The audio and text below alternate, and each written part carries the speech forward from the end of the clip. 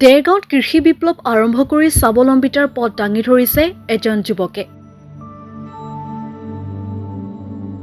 দেৰগাঁও ধেমাজি কৈবত্য গাঁৱৰ এজন যুৱক, নাম আজগৰ আলী। মোহাম্মদ আসগৰ আলী। মই প্ৰথমে পকা যোগালী কৰিছিলোঁ। আজগৰ আলীয়ে 50 বিঘা মাটিত খেতি কৰি স্বাৱলম্বিতাৰ পথ দাঙি ধৰিছে। 45 টকাত দিন হাজিৰা কৰা যুৱক আজগৰ আলীয়ে খেতিৰ জৰিয়তে স্বাৱলম্বিতাৰ পথ দাঙি ধৰিছে।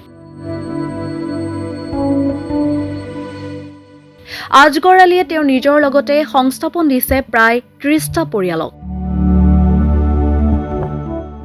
কৃষকজনে 50 বিঘা মাটিত আলু, কবি, বকুলি, ভোট জলকীয়া, মিঠা আলু, অমিতা, পিঁয়াজ আদি সকলো কৃষিজাত সামগ্ৰীৰ জৰিয়তে তেওঁ সাফল্য লাভ কৰিছে।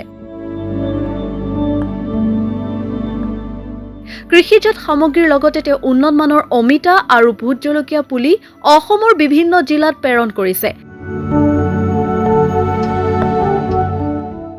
যাৰ জৰিয়তে তেওঁ কেইবা লাখ টকা উপাৰ্জন কৰিবলৈ সক্ষম হৈছে।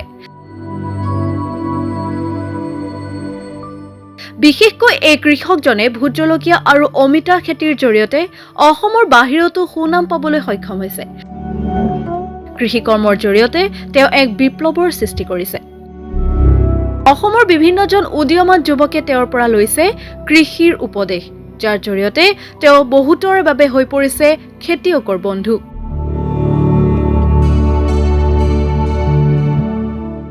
তেওঁ উৎপাদন কৰা সামগ্ৰীয়ে অসমত এক বজাৰ দখল কৰিবলৈ সক্ষম হৈছে।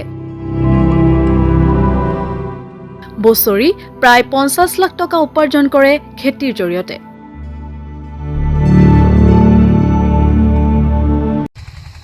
মোৰ নাম মোহাম্মদ আসগৰ আলী। মই প্ৰথমে পকা যোগালী কৰিছিলোঁ।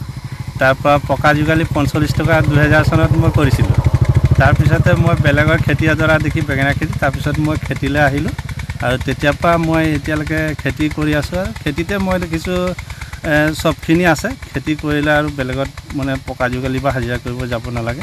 কি খেতি কৰি আছে? মোৰ এতিয়া বেছিভাগ অমিতা আছে, তাৰপিছত ব্ৰকলি, ভোট জলকীয়া আৰু আপোনাৰ ভোট জলকীয়া প্ৰস্তুতি চলাই আছোঁ।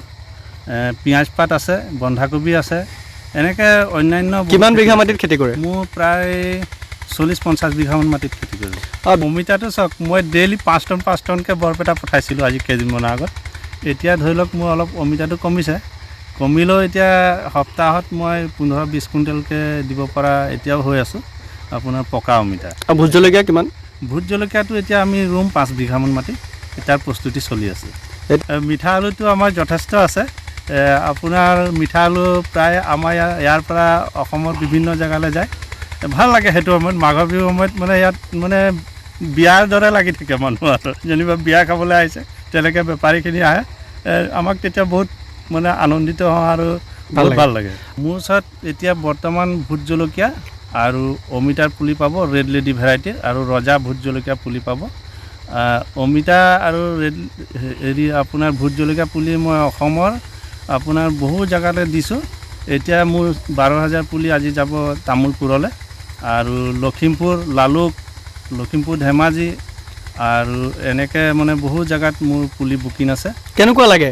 ভাল লাগে। আৰু কৃষকে যে আপোনাক ফোন কৰে, কি কৰিব লাগে, কেনেকুৱা লাগে এতিয়া? বহুত ভাল লাগে। কৃষকসকলে মোৰ পৰা পৰামৰ্শ লৈ পেলাই খেতি কৰিম বুলি কয়, যে আপুনি আপোনাৰ পৰামৰ্শ মতে আমি খেতি কৰিম বুলি যেতিয়া কয়, মই নথৈ আনন্দিত হওঁ। যিটো ভাল হয়, যেনেকৈ ভাল হয় মই তেনেকৈ মানে তেখেতসকলক বুজাবলৈ চেষ্টা কৰোঁ, আৰু নিজে গৈ পেলাই নি তাত খেতি কৰি দিম বুলি দেখুৱাই দিম বুলিও মই তেখেতসকলক কৈছোঁ, যে নিজে গৈ পেলাই নি মই দেখুৱাই মেলি খেতি কৰাই দিম। মই নথৈ আনন্দিত। এতিয়া মোৰ লগত 20-25 ঘৰ মানুহ যেতিয়া চলি আছে, বেপাৰীখিনি চলি আছে, সেইটো লৈ মই নথৈ আনন্দিত। সেইটোতো গৌৰৱটো অলপ থাকিবই কৃষক হিচাপে। এনেই মোৰ গৌৰৱ নাই, কৃষক হিচাপে কিন্তু মই গৌৰৱ কৰোঁ যে মই নিজৰ ভৰিত নিজে থিয় দি আজি খেতি কৰি চলোঁ। দেৰগাঁৱৰ পৰা মাধুৰ্য বৰাৰ ৰিপৰ্ট, মাই নিউজ এনি।